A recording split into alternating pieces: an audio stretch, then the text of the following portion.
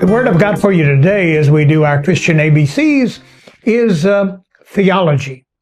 Theology. Talk by, about, and to God.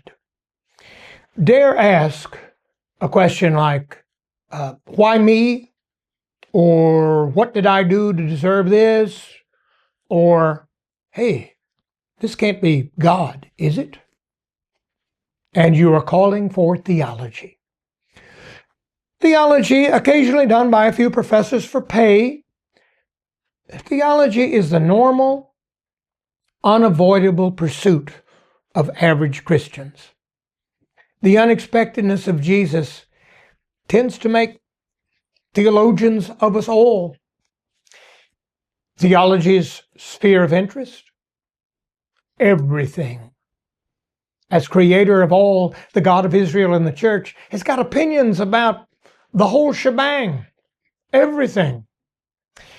At some point in the modern age, theology ceased being adventurous human attempts to hear talk by God and became introverted to human commentary on human experience of God. Anthropology. That talk about ourselves, hey, that's a lot easier than theology, which I guess explains why so many sermons are so focused on us and too little concerned with God. Sometimes theology is malpracticed as a tortured intellectual defense against Jesus, rather than a means of coming closer to Jesus. Hey, let's just all sit around and have an interesting discussion of concepts about Jesus, rather than get off our duffs and follow Jesus. Systematic theology, I fear, falsifies its subject. Jesus is not systematic. He is a complex person rather than an orderly, dogmatic system. Contextual theology betrays the inability of its practitioners to climb out of their social, political, gender, ethnic context long enough to talk about God rather than themselves. Constructive theology, I think that's known in the Bible as idolatry. All theology is practical theology, belief put into practice, or it isn't worth the bother. One time a theologian came up to Jesus asking for a debate on eternal life. And in that episode, Jesus brushes him off with an answer everybody already knew. Hey, love God with everything you got and your neighbor as much as you love yourself.